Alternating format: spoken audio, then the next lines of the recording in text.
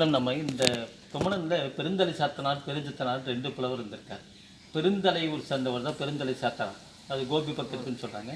பெருஞ்சித்தனார் இந்த பகுதியை சார்ந்தவர். இப்போ நாம் இங்கே பேசும்போது 2 புலவர்னு சொல்கிறாங்க. நாம் இங்கே பார்க்கும்போது ரெட்டையர்பாடின்ட்டு, ரெட்டையம்பாடி ரெட்டையர்பாடி சொல்கிறாங்க. 2 புலவர் இருந்ததாக சொல்கிறாங்க. அது பக்கத்துலேயே சிவன் கோயில் இருக்குது. அங்கேயே நமக்கு இந்த குதிரையாறு போகிற வழியில் இருக்குது, கூக்கால் போகிற வழி இருக்குது, இந்த பாப்படியம்மன் கோயில் இருக்குது, அங்கே மன்னவன் இருக்குது.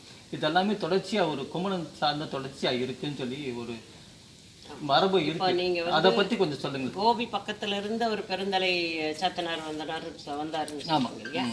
எல்லாமே கொங்கு நாட்டுல சேர்ந்தது தான்.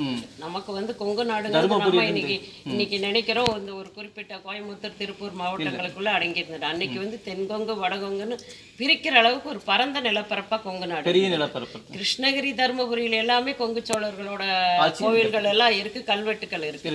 நீலகிரி வரைக்குமே கொங்கு நாடு பரவி இருந்ததுங்கிறது தான் நம்மளுடைய வரலாற்று இதுகளை பார்க்கும்போது நமக்கு தெரியுது. அந்த வகையில் கும்மணன் இது ஆரம்பிக்கும் போது அந்த புலவர் கும்மணனை தேடி வர்றாரு. முதல் முறை நமக்கு கொடுத்தப்போ யானையில் ஏற்றி பரிசல் கொடுத்து அத்தனை ஊருக்கு உறவுகளுக்கு எல்லாருக்கும் கொடுக்குற அளவுக்கு நமக்கு பரிசல் கொடுத்த கும்மணவள்ளலை பார்க்கலான்னு வரும்போது அவர் நாட்டில் இல்லை, அவர் காட்டுக்கு போயிட்டாரு, அவர் தம்பி தான் அரசாட்சியில் இருக்காருன்னு சொல்லி கேள்விப்பட்டு பொருள் வாங்குறத விட கும்மணவள்ளலை பார்க்கணுங்கிற ஆசை தான் அவருக்கு ஜாஸ்தியாக இருக்குது.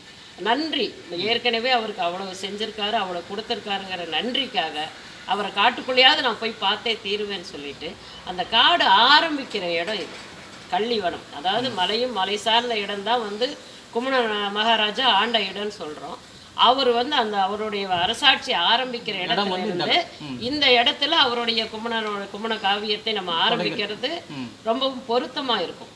இந்த கள்ளி நிழல் கடவுள், கள்ளி மரத்தோட நிழலில் அமர்ந்திருக்கிற அந்த கடவுளை அந்த புலவர் பார்த்து வேண்டி இது இப்படி கஷ்டப்படுறோமேங்கிற போது அவர் பாடி சொல்லியிருக்கிற இடம் கும்மணனுடைய எல்லைக்கு உட்பட்டது.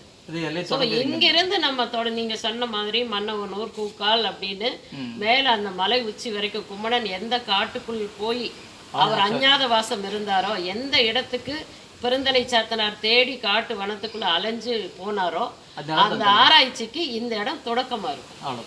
நம்மளும் இந்த கள்ளி நிழற் கடவுள் அப்படிங்கிற அந்த பாட்டை வச்சு அதுலேருந்து ஆரம்பிச்சு இந்த வரலாற்றை கொண்டு போனால் 11 பாடலுக்கும் உரிய இடங்களை நம்ம கண்டுபிடிக்கணும். எப்படி இந்த பாடலுக்கு இந்த கள்ளி மரத்தை ஸ்தல விருஷமாக கொண்ட ஒரு இடம் இருக்குன்னு கண்டுபிடிச்சோமோ அதே மாதிரி ஒரு பாடலுக்கும் பாடலை ஊன்றி படித்து கூர்ந்து அதனுடைய பொருள் உணர்ந்து அந்த இடத்தை நாம் கண்டுபிடிக்கணும்.